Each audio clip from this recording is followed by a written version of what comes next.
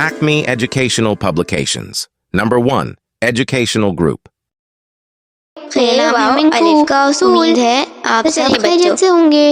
आज हम करेंगे खे वाव अलिफ का क्या उसूल है। जब भी किसी अल्फाज में खे वाव अलिफ एक साथ मिलकर आएगा तो उस अल्फाज में वाव नहीं पढ़ा जाएगा।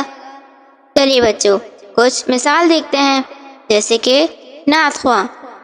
इस अल्फाज में खे वाव अलिफ एक साथ आता है तो इसका तलफ़्फ़ुज़ बनेगा नात खा। वाव इसमें नहीं पढ़ा जाएगा, पढ़ा जाएगा नात खा। चलें बच्चों दूसरी मिसाल देखते हैं, ख्वाब।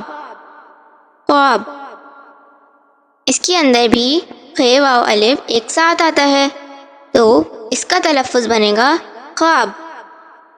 ख्वाब वाव नहीं पढ़ा जाएगा। अब अगली मिसाल दस्तरख्वान। दस्तरख्वान लिखने में इसमें वाव लिखा जाता है लेकिन इसका तलफ़्फ़ुज़ बनेगा दस्तरख्वां। दस्तरख्वां इसमें वाव नहीं पढ़ा जाएगा।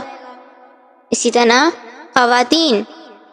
ख़वातीन लिखने में इसमें वाव लिखा जाएगा लेकिन इसका तलफ़्फ़ुज़ बनेगा ख़ातीन। ख़ातीन। अब अगली मिसाल ख्वाहिश।